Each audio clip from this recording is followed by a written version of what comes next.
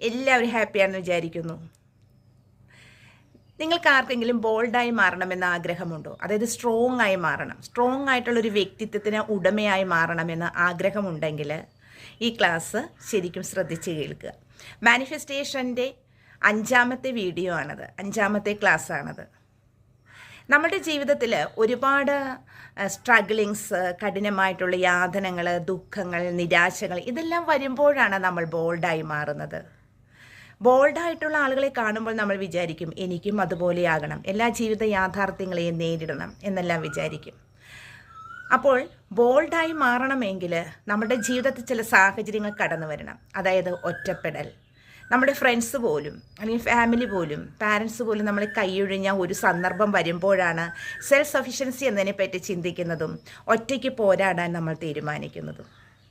അപ്പോൾ 2026 നിങ്ങൾക്ക് ബോൾഡ് ആകണമെങ്കിൽ, സ്ട്രോങ് ആയ ഒരു പേഴ്സണാലിറ്റിക്ക് ഉടമയായി മാറണമെങ്കിൽ നിങ്ങൾ ഓരോ ദിവസവും അഫർമേഷൻസ് പറയേണ്ടതുണ്ട്, അത് എഴുതി വയ്ക്കേണ്ടതുണ്ട്.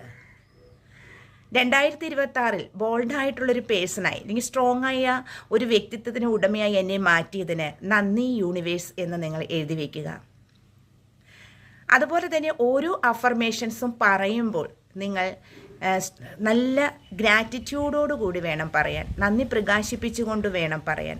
അതോടൊപ്പം തന്നെ പോസിറ്റീവായിട്ടുള്ള ചിന്താഗതിയോടുകൂടെ വേണം പറയാനായിട്ട്, പോസിറ്റീവായിട്ട് വേണം നമ്മളത് പറയാനായിട്ട്.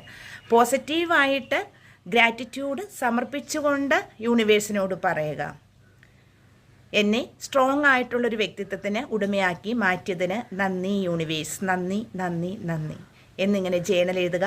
എപ്പോഴും ഈ അഫർമേഷൻസ് പറഞ്ഞുകൊണ്ടിരിക്കുക. അപ്പോൾ അഫർമേഷൻസിന് നമ്മുടെ ലൈഫിൽ വളരെയധികം പ്രാധാന്യമുണ്ട്.